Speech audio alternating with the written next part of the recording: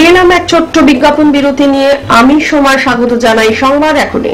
চলে যাব পরের সংবাদে। এখন পেশায় একজন বিশিষ্ট ডাক্তার হয়েও সুরের জগতে তার আনাগোনা ছোটবেলা থেকেই, তাই ডাক্তারির সঙ্গে সঙ্গে গানের জগতে অন্য ক্ষেত্র নাম নিয়ে প্রকাশ করলেন রবীন্দ্রনাথের গান কেন্দ্রিক ইনস্টলেশন সঙ্গীত অ্যালবাম বিশ্বলোকের।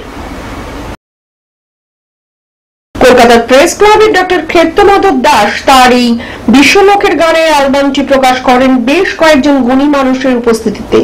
এই অ্যালবামে রবীন্দ্রসঙ্গীতের সঙ্গে সঙ্গে শিল্পীর নিজের লেখা ও সুর দেয়া গানও আছে। শিল্পী ছাড়াও আরো অনেকে এই অ্যালবামে গান গেয়েছেন। অন্য ক্ষেত্রে বিশ্বলোকের বিশ্বের মানুষের মন জয় করে কিনা এখন সেটাই দেখার।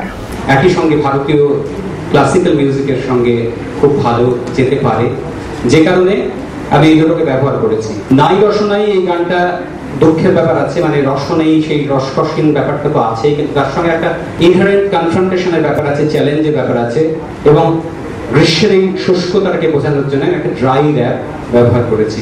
আমি এই প্রজেক্টটা নিয়ে অনেকবার বসেছি, ওর কিছু কিছু ক্ষেত্রে মিউজিক্যাল অ্যারেঞ্জমেন্টের ক্ষেত্রে মনে হয়েছিল যদি অন্যরকম কিছু হতে পারে।